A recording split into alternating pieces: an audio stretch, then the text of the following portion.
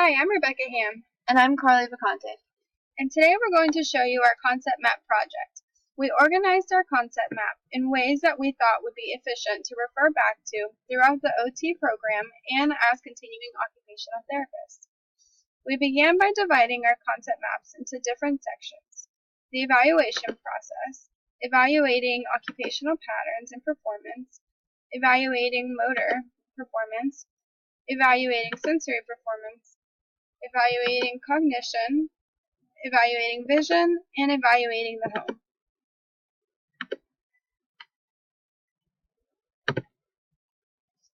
As you can see, we color-coded each section for clear distinction. We also organized the content through the use of tabs at the bottom of the screen so that our map wouldn't be too big, which would make it too difficult to find what we're looking for.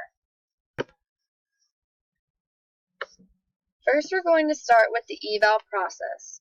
We divided this section by the steps included in the evaluation process: the interview, occupational profile, conducting a screening, preparing to meet the client, interviewing the client, and transitioning to evaluate occupational performance. Each topic is divided into sections and subsections that we have included for important details that go into each step. We highlighted here in this box the important aspects of introducing yourself to the client to ensure that you're building a rapport, which is very important as an OT. Next, we have evaluating occupational patterns and performance. In this section, we included assessments we learned in class and are widely used. We separated them into different occupations, such as ADLs, IADLs, leisures, and roles and responsibilities for performance patterns. You can see we used a different format in this section. We used a table format so that it would be easier to separate and follow each assessment and break them down by population, time it takes to administer and complete, their purpose, the format, scoring, and psychometric properties. Additionally, to better navigate the material, we have all the subsections condensed. If we need to focus on a certain assessment, we can expand these subsections to study their details.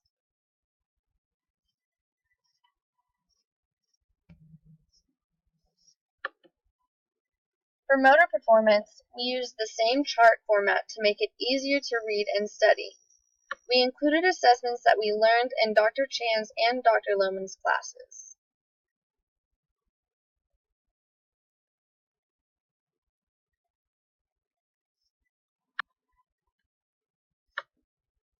For evaluating sensation, we added a topic for each type of sensation and listed them in order that they should be tested. So first we have pain, temperature, light touch, tactile localization, 2-point discrimination, proprioception, and kinesthesia. Under each topic, we described their process. We also added a few assessments that we were able to practice in class in the same format as the previous assessments on this concept map. For facilitation of learning, we added pictures to help visually remind us what each is like. We also added hyperlinks to some videos demonstrating some of the assessments.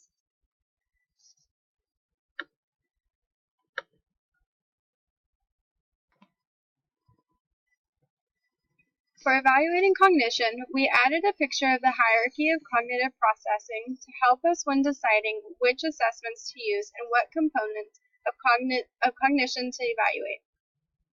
We've added some additional information about the foundational components of the hierarchy here. Evaluating arousal, evaluating levels of attention, evaluating memory, evaluating executive functioning, and evaluating self-awareness. We also have listed some assessments we learned in class and that are widely used in evaluating cognition in chart format.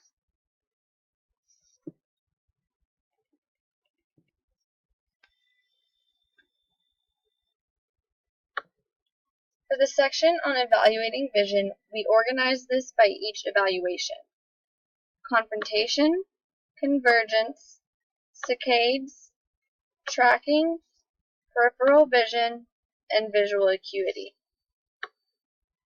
Under each topic, we listed what they test and the administration process.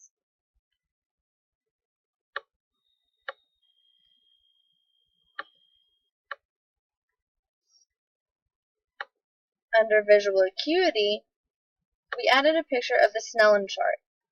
It is widely used for testing this function, so it is important. For evaluating the home, we have the topic of home environment broken down into the transition, aging in place, visual deficits, palliative care, and factors to consider when evaluating the home. We added an icon of a house for easy visual identification of the topic. We added the SAFE assessment that we learned in class. We continue to use the same chart format for this assessment to remain consistent and organized throughout the entire concept map.